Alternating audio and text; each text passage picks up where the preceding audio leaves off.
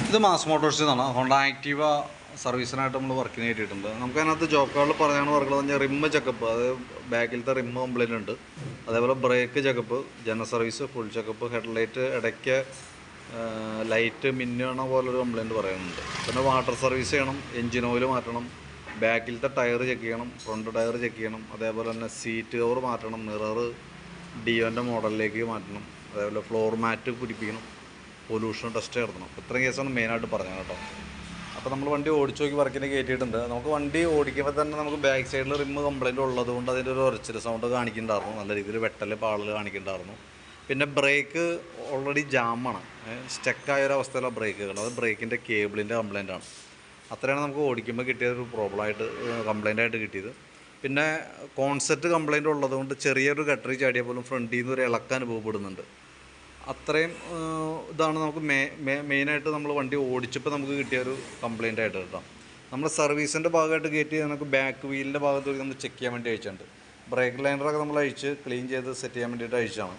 Company ഹോണ്ടയുടെ original liner തന്നെ നമുക്കതൊന്ന് യൂസ് ചെയ്താണ് കേട്ടോ. വലിയ പഴക്കമായിട്ടില്ല. അപ്പോൾ ബ്രേക്ക് ക്യാമൊക്കെ ഒന്ന് അഴിച്ച് ഗ്രീസ് ചെയ്തതിന് ശേഷം നമുക്ക് ബ്രേക്ക് ലൈനർ അത് തന്നെ യൂസ് ചെയ്യാം. പിന്നെ ബാക്ക് വീല് പിടിപ്പിക്കുന്നത് ഈ ഒരു ഷാഫ്റ്റുമാണ്. അതിൻ്റെ ബെയറിങ്ങിൻ്റെ പ്ലേ ഒക്കെ നമ്മൾ ചെക്ക് ചെയ്തു. നിലവിൽ ഓക്കെയാണ്, വേറെ കംപ്ലൈൻ്റ് ഒന്നുമില്ല. ഗിയർ ബോക്സിനകത്ത് ഓയിലും നമ്മൾ നോക്കിയിരുന്നു. ഇപ്പോൾ ഈ ഗിയർ ട്രാൻസ്മിഷനിൽ സെപ്പറേറ്റ് ഓയിൽ വരുന്നുണ്ട്, എഞ്ചിൻ ഓയിൽ കൂടാതെ തന്നെ ഓയിലാണ്.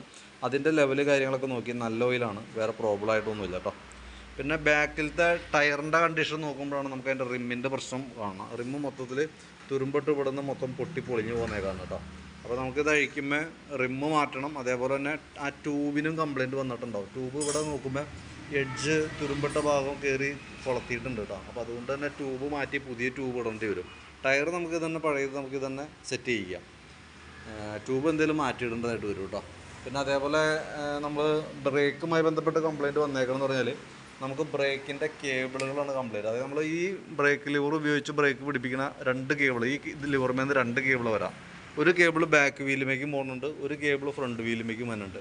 ആ രണ്ട് കേബിളുകൾ മാറ്റിയിട്ട് നമുക്ക് ബ്രേക്ക് സെറ്റ് ചെയ്യുമ്പോഴാണ് അത് ഓക്കെ ആവുള്ളൂ. കാരണം ബ്രേക്ക് കേബിൾ ടൈറ്റ് ഉള്ളത് കൊണ്ട് തന്നെ ബ്രേക്കിനൊരു ടൈറ്റ് കാണിക്കുന്നത് മെയിനായിട്ട് അതിൻ്റെ കംപ്ലൈൻ്റ് ആണ് കേട്ടോ.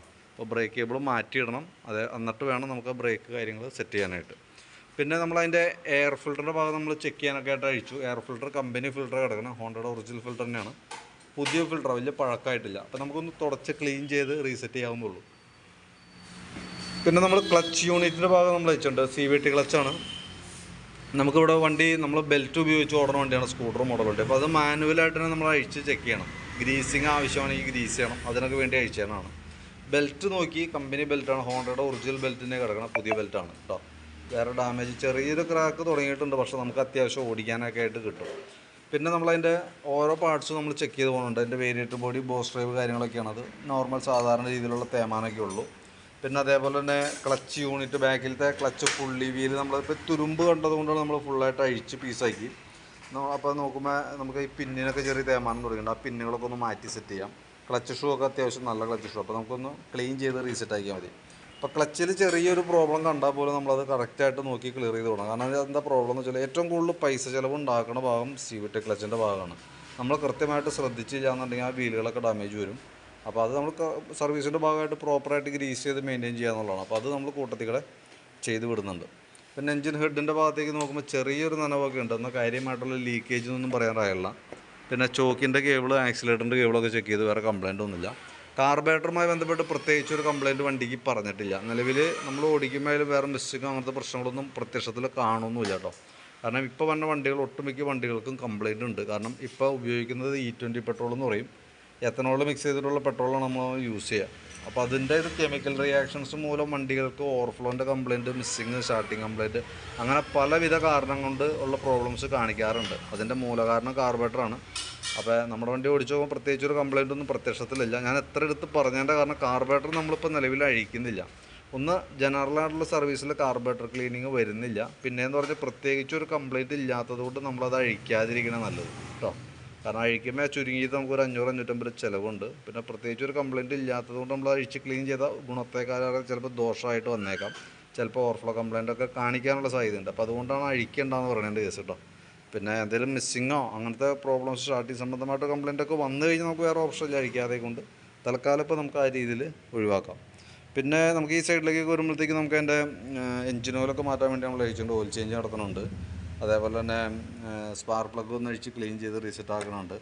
പിന്നെ ഫ്രണ്ടിലേക്ക് വരുമ്പോഴത്തേക്കും ഫ്രണ്ട് ബുഷുകൾക്ക് വേറെ, ലെങ്ക് ബുഷിന് വേറെ കുഴപ്പമില്ല, പക്ഷേ ഗ്രീൻ ബുഷ് കംപ്ലൈൻ്റ് ആണ്. ഈ ഗ്രീൻ ബുഷ് നല്ല രീതിയിൽ ഓവലായിട്ടുണ്ട്. അപ്പോൾ അതൊന്ന് ചേഞ്ച് ചെയ്തിടണം. അതിനേക്കാളും ഉപരി നമുക്ക് ഹാൻഡിലിൻ്റെ ബെയറിങ്, കോൺസെറ്റ് എന്ന് പറയും, ആ കോൺസെറ്റ് ഗട്ടറി ചാടുമ്പോൾ അടി കാണിക്കുന്നത് ഹാൻഡിൽ ബെയറിങ്ങിൻ്റെയാണ്. അത് കോൺസെറ്റ് എന്ന് പറയുന്ന യൂണിറ്റാണ് അതിൻ്റെ ഇത് വരാം. അപ്പോൾ അത് അഴിച്ച് മാറ്റണമെന്നുണ്ടെങ്കിൽ നമുക്ക് അതിന് ചിലവുള്ള കേസാണ്. കാരണം ഞാൻ അതിൻ്റെ എല്ലാം ഉൾപ്പെടുത്തിയിട്ടുള്ള എസ്റ്റിമേറ്റ് വാട്സാപ്പിലിടാം. നിങ്ങൾ വീഡിയോ കണ്ടതിന് ശേഷം നോക്കിയിട്ട് കൃത്യമായിട്ട് പറഞ്ഞാൽ മതി. ഈ ഫ്രണ്ട് കോൺസെറ്റിൻ്റെ കേസ് നിങ്ങൾക്കൊരു ഡിസ്റ്റർബൻസ് ആയിട്ട് തോന്നലിലേക്ക് നമുക്കത് ഒഴിവാക്കാവുന്നതാണ്. അപ്പോൾ ഏകദേശം നമുക്കൊരു 1000 രൂപ അടുത്ത് നമുക്ക് ബില്ലിൽ തന്നെ അതിനകത്ത് വേരിയേഷൻ വരും കേട്ടോ. 850 രൂപ അടുത്ത് 850 രൂപ അടുത്ത് വ്യത്യാസം അതിനകത്ത് തന്നെ വരും. നമുക്കത് അഡ്ജസ്റ്റ് ചെയ്യാനായിട്ട് പറ്റില്ല. കാരണം ഓൾറെഡി ഹാൻഡിൽ ടൈറ്റ് ഉള്ളതുകൊണ്ട് നമുക്ക് വേറെ ഒന്നോലെ ഈ രീതിയിൽ തന്നെ ഉപയോഗിക്കണം. അതല്ലെങ്കിൽ ആ പ്ലേ മാറണമെന്നുണ്ടെങ്കിൽ ഫുള്ളായിട്ട് അഴിച്ചതിന് ശേഷം ആ ബെയറിംഗ് സെറ്റ് മാറ്റി റീസെറ്റ് ചെയ്യണം. അപ്പോൾ എസ്റ്റിമേറ്റിൽ ഞാനത് ഉൾപ്പെടുത്തിയിട്ടുണ്ട്. വീഡിയോ കണ്ടതിന് ശേഷം നോക്കിയിട്ട് പറയാം. വേണ്ടെങ്കിൽ നമുക്കത് ഒഴിവാക്കാവുന്നതാണ് കേട്ടോ. കംപ്ലൈൻറ്റ് മാറില്ല, പക്ഷേ എമൗണ്ട് കുറയ്ക്കണമെങ്കിൽ ഒറ്റ മാർഗ്ഗമുള്ളൂ, അതൊക്കെ ഒഴിവാക്കിയിട്ട് ചെയ്യാമെന്നുള്ളത്.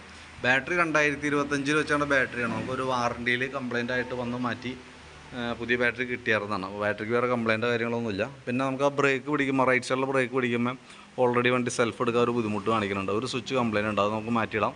പിന്നെ മിറർ 2 ഡിയോൻ്റെ മോഡൽ വെക്കണേഴ്സ് പറഞ്ഞിട്ടുണ്ട്, സീറ്റ് ഓവർ മാറ്റണേഴ്സ് പറഞ്ഞിട്ടുണ്ട്, അതേപോലെ തന്നെ ഫ്ലോർ മാറ്റ് പറഞ്ഞിടണേഴ്സ് പറഞ്ഞിട്ടുണ്ട്, വാട്ടർ സർവീസ് പറഞ്ഞിട്ടുണ്ട്. ഇതൊക്കെയാണ് മെയിനായിട്ട് പറഞ്ഞേക്കണ വർക്കുകൾ. അപ്പോൾ ഞാൻ ഈ പറഞ്ഞ അത്യാവശ്യം വേണ്ട ഭാഗങ്ങൾ ഉൾപ്പെടുത്തിയിട്ടുള്ള ഏകദേശം ഒരു എസ്റ്റിമേറ്റ് ആക്കിയിട്ട് ഡീറ്റെയിൽസ് വാട്സാപ്പിലേക്ക് ഒന്ന് സെൻഡ് ചെയ്ത് തരാം. വീഡിയോ കണ്ടു കഴിയുമ്പോൾ നോക്കിയിട്ടൊന്ന് റിപ്ലൈ ചെയ്യണം. കാരണം റിപ്ലൈ കിട്ടിയിട്ട് നമുക്ക് അതനുസരിച്ചിട്ട് വേണം വർക്ക് കംപ്ലീറ്റ് ചെയ്യാനായിട്ട്.